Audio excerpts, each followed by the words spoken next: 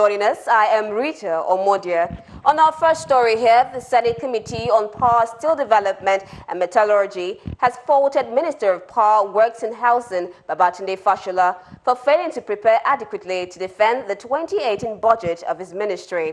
Last week, the minister was walked out for similar reason, and the members of the Senate Committee are far from being impressed. The committee members raised concerns at the 2018 budget defense session on Monday, with Fashola represented by his Minister of State for Power, Works and Housing, Mustafa Baba.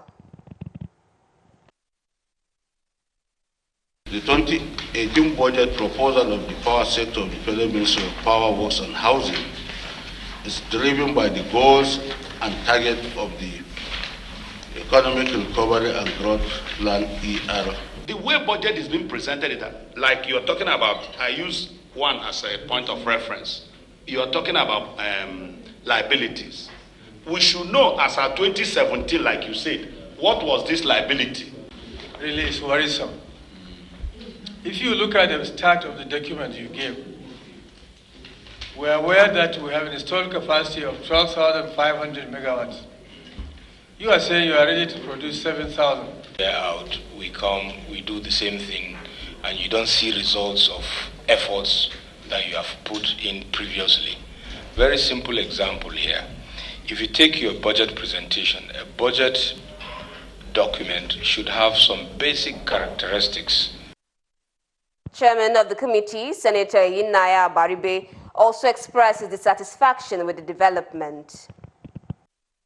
Most of the information that we need to be able to properly scrutinize this budget was not provided. And all that we are saying is just make it simple for clarity's sake. Recall that the ministry has a hefty allocation of 555.88 billion naira for capital spending as captured in the 2018 budget, which is the highest appropriation for the next fiscal year.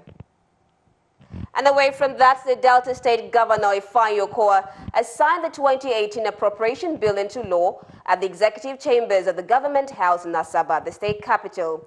This is coming less than 3 weeks after the State House of Assembly passed the bill of 308 billion naira at the hallowed chambers. Addressing members of his cabinet, Governor Okowa spoke on the synergy with the Assembly in the early passage of the bill. We have all just witnessed the signing into law of the appropriation bill for 2018, and also another law to amend the remuneration, salaries, allowances, gratuities, and pensions. On the advantage of the early passage, he stressed the need to use the dry season for government projects in the state. Realizing the need for us to have our budgets passed on time, so that we are able to make use of the dry season to do a lot of work for our people. Recall that the Delta State House of Assembly had on the 30th of November passed the appropriation bill before today's signing by the governor. And now moving on, in the face of the changing dynamics in counter-terrorism efforts globally, Nigeria has been charged to adopt measures that are in tune with global best practices, where the principles of rule of law and human rights are top priority. This charge formed the main thrust at a high-level interagency conference on strengthening criminal justice responses to terrorism in northeast Nigeria, an event holding in Abuja. Our correspondent Galaxy's Godfrey Shemoge has the details. This is a conference that is a product of an EU-Nigeria UNODC CTED partnership with the singular aim of assisting Nigeria strengthen rule of law-based criminal justice responses to terrorism. And with occasional damning reports of alleged human rights abuses by Nigerian troops in the country's volatile northeast, this is a conference that is timely and well-intended. In his speech, Richard Young, the EU Deputy Head of Missions in Nigeria, says protecting the rights of Boko Haram suspects in custody is a key step that will make rehabilitation and integration somewhat easier. I think this is important. A lot of people, and there may be some areas where people feel that the legislative framework is not entirely watertight, but maybe this can be addressed as well. But that commitment to respect the law, I think, is very, very important. On the part of the UN, The Nigerian military must embrace criminal justice system as a yardstick for trying the increasing numbers of arrested Boko Haram suspects in their custody. As the military continues to progress in its fight against Boko Haram, the role of the criminal justice system has become more prominent. The interagency conference is sequel to a joint mission to the northeast for an on-the-spot assessment of the situation there, and the findings from the joint mission in September therefore forms the basis for the conference. We recognize, we praise, and we would like to refer to the National Demobilization, Disassociation, Reintegration and Reconciliation program adopted on 5th of December.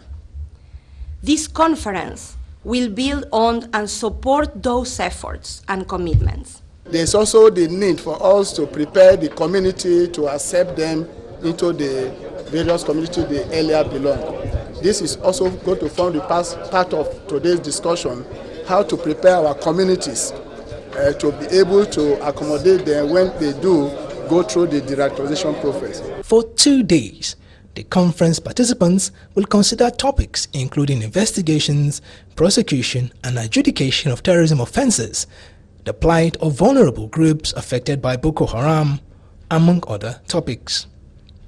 Godfrey Eshemoge, Galaxy News, Abuja. And away from that, the Assistant Inspector General of Police Zone 4 has called for renewed cooperation among the military and other security agencies in the state in order to face the common security challenges facing the country. AIG Zone 4 Hilda Ibifuru, who was represented by his deputy Abimbola Shukoya, made this known at the graduation ceremony of 19 Navy Provost officers after completion of the basic course at the Nigerian Navy Provost and Regulating School in Makurdi, the Benue State capital. While congratulating the 19 naval officers, Hilda charged them to lead by example. Congratulate the commandant of the school and the entire staff for the good work that they have done in developing human resources for the Nigerian Navy Police Department. I can only urge you to do more to produce better graduates. The Commandant, Nigerian Navy Provost and Regulating School Makurdi, Suleiman Bello, says the officers had gone through 18 weeks intensive course on various areas of discipline and are the 7th beneficiary of the reviewed curriculum. It is born out of the fact that all the 19 officers who started this course are graduating today. Since the school relocated to Makurdi, it has trained 703 personnel, comprising of 110 officers and 593 ratings. In line with the new curriculum, all the courses undertaken by the training officers were designed to enhance their knowledge in general discipline, naval law, crime control, arrest, detention, custody, investigation, prosecution, enforcement of various regulations and interpretation of Armed Forces Act. The 19 officers were decorated with their Mayflower as provosts of the Navy, with awards and certificates presented to them by various heads of security formation in the state.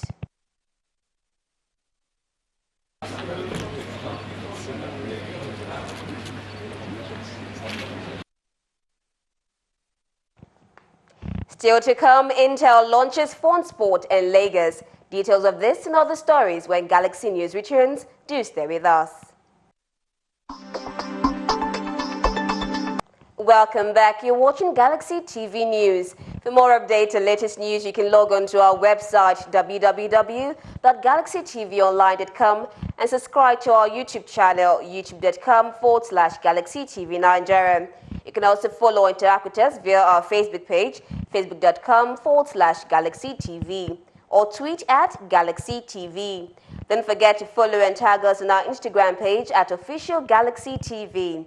Our social media platforms are user-friendly and can always accommodate your live updates and comments. And now on our next story, in a bid to make the festive season more interesting and exciting to phone seekers, Intel has launched a phone sport where people can play games and win for themselves interesting prizes. Intel as a brand is trying to create awareness for personal computers and also seeks to help Nigerians relax and feel at home with games on their computer systems. This is the cinema takeover powered by Intel, and it's happening right here in Lagos. I'm currently here at Genesis Cinema at Palms Shopping Mall, Lekki. So what we're basically doing, Intel as a brand, is that we're trying to create awareness for PCs, and then we're also trying to create fun engagement for our first-time buyer audience. Now, Intel has actually collaborated with different retailers, PC retailers, the likes of Slots, the likes of Westgate, the likes of Office Everything and Co. They're actually doing huge giveaways, right, for this month or for this festive period. So we actually have cars to be won, we have different fun items to be won. So what Intel is actually doing is we're leveraging on the cinema, right, to push out communication about what we're doing for our consumers. Galaxy News, Olaiwola highlighted some of the benefits that people stand to gain from taking part in the games. According to him, there are consolation prizes to be won at the fun sport. Enlighten people on what you can do with a computer. Now, a computer is actually an enabler, right? And most of the communication that we've been pushing out, especially for 2017, is what you can do with a computer. Now, so many people have computers, but then they don't realize the potential of having a computer. Now, the key message that we're actually trying to promote with this campaign is, with a computer you are amazing, with a computer you are powerful, with a computer you are creative, and that's why we have all of our key messages splashed out here.